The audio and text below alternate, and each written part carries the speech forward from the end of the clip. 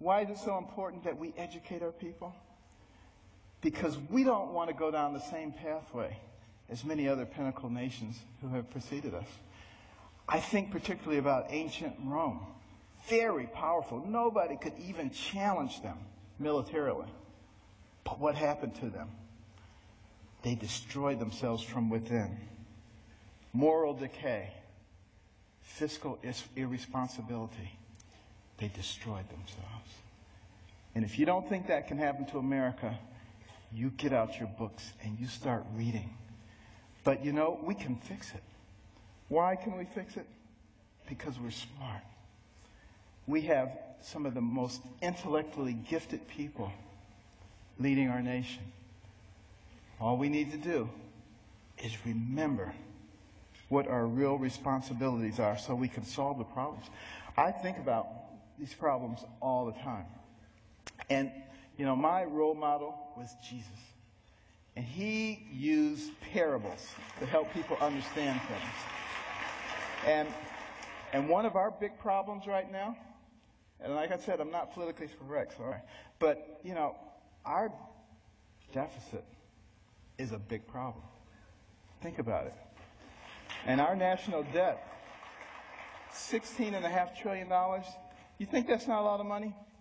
Tell you what, count one number per second, which you can't even do because once you get to 1,000, it takes you longer than a second.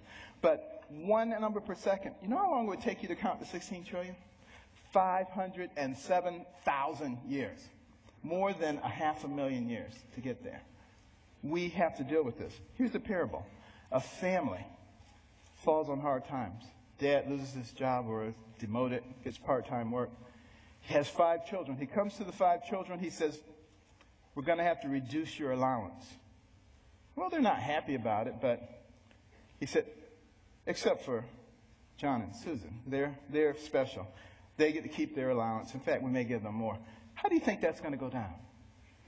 Not too well. Same thing happens. Enough said. What about our taxation system? So complex. There is no one who can possibly comply with every jot and tittle of our taxes. If I wanted to get you or you, I could get you on a tax issue. That doesn't make any sense. What we need to do is come up with something that's simple. And when I pick up my Bible, you know what I see? I see the fairest individual in the universe, God, and he's given us a system. It's called tithe.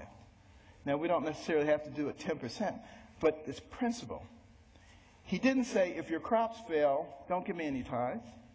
He didn't say, if you have a bumper crop, give me triple tithes. So there must be something inherently fair about proportionality. You make $10 billion, you put in $1 billion. You make $10, you put in 1. Of course, you got to get rid of the loopholes. But now some people say, well, that's not fair because it doesn't hurt the guy who made $10 billion as much as the guy who made 10. Where does it say you have to hurt the guy? He just put $1 billion in the pot. You know, we don't need to hurt him. You know, it's that kind of thinking. It's that kind of thinking that has resulted in 602 banks in the Cayman Islands. That money needs to be back here, building our infrastructure and creating jobs. And we're smart enough to figure out how to do that. We've already started down the path of solving one of the other big problems, health care. We need to have good health care for everybody. It's the most important thing that a person can have. Money means nothing. Titles means nothing when you don't have your health. But we got to figure out efficient ways to do it. We spend a lot of money on health care, twice as much per capita as anybody else in the world, and yet not very efficient. What can we do? Here's my solution. When the person is born, give them a birth certificate, an electronic medical record, and a health savings account, to which money can be contributed pre-tax from the time you're born to the time you die. When you die, you can pass it on to your family members so that when you're 85 years old and you got 6 diseases, you're not trying to spend up everything. You're happy to pass it on, and there's nobody talking about death panels.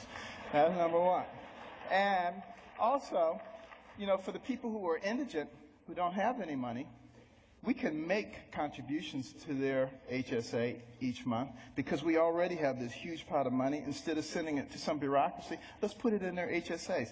Now they have some control over their own health care.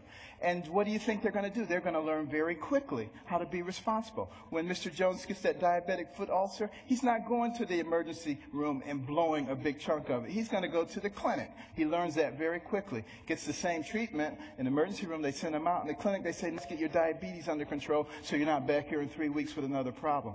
That's how we begin to solve these kinds of problems. It's much more complex than that, and I don't have time to go into it all. But we can do all of these things because we're smart people.